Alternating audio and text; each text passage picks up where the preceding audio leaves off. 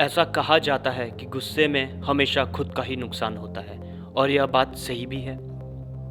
हम अपने आसपास देखें तो ऐसे ना जाने कितने लोग होंगे जो जरा जरा सी बात पर गुस्सा करने लग जाते हैं। उन्हें शॉर्ट टेम्पर्ड भी कहा जाता है। लेकिन क्या आप जानते हैं कि गुस्सा आपकी सेहत के लिए कितना हानिकारक है? यह गुस्सा भले ही दूसरों के लिए बुरा हो या ना हो, लेकिन यह आपके लिए बेहद खतरनाक साबित हो सकता है। मन की इस भावनात्मक स्थिति से कुछ लोग जल्दी बाहर आ जाते हैं तो कुछ घंटों इसका चिंतन करते हैं। बता दें कि गुस्से से रिश्ते भी खराब हो सकते हैं। तेज गुस्से में कई शब्द गलत निकल जाते हैं जिनसे केवल रिश्ते खराब होते हैं, जिनका अफसोस बाद में होता है। बात की जाए आज के लोगों की तो गुस्सा नाक पर ही रहता है और रिश्ते तो जैसे पल भर में टूट जाते हैं। गुस्से का नकारात्मक प्रभाव रिश्तों के साथ साथ सेहत पर भी पड़ता है। शायद आपने सुना भी होगा कि कई बार लोगों को गुस्से में अटैक आ जाता है। यह स्थिति जानलेवा भी हो सकती है। तो जानते हैं कि गुस्से का शरीर पे क्या प्रभाव होता है। वहीं गुस्सा शरीर में कई साइकोलॉजिकल और बायोलॉजिकल बदलाव लाता है। तेज गुस्सा आने के चलते हार्ट अटैक, ब्लड प्रेशर बढ़ने लगता है।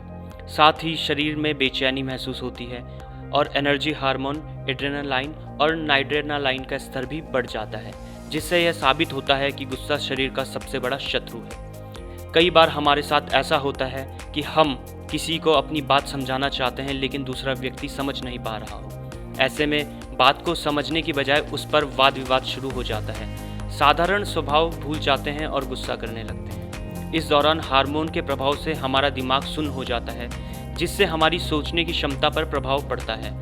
लेकिन छोटी छोटी बातों पर गुस्सा आना एक गंभीर बात है। इसे नज़रअंदाज नहीं करना चाहिए। यह गुस्सा शरीर के अंदर कई बीमारियों को पैदा करता है।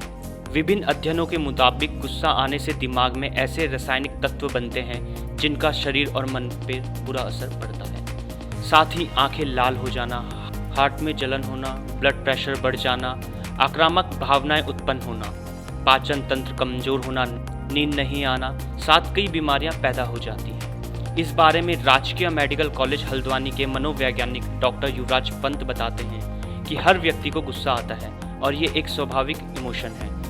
लेकिन कई बार कुछ लोगों में गुस्से की मात्रा अत्यधिक होती है, जो उसके लिए हानिकारक हो सकता है। इस वजह से व्यक्ति को अपने गुस्से के व्यवहार पर नियंत्रण करने के लिए कुछ तरीकों को अपनाना चाहिए। जैसे कि सबसे पहले गुस्से की वजह को आइडेंटिफाई करें और फिर उसका कारण खोजें। कारण ढूंढने के बाद उसे नियंत्रित करने का तरीका जानें। इस बात को आपको समझना होगा कि हर समस्या का समाधान गुस्से से नहीं हो सकता। अगर आपको गुस्सा आ रहा हो तो उसे काबू भी किया जा सकता है। जैसे जब आपको गुस्सा आ रहा हो तो उस वक्त आप शांत रह सकते हैं। योग और ध्यान का सहारा लेकर भी गुस्से पर काबू पाया जा सकता है। गुस्सा आने पर संगीत सुनें।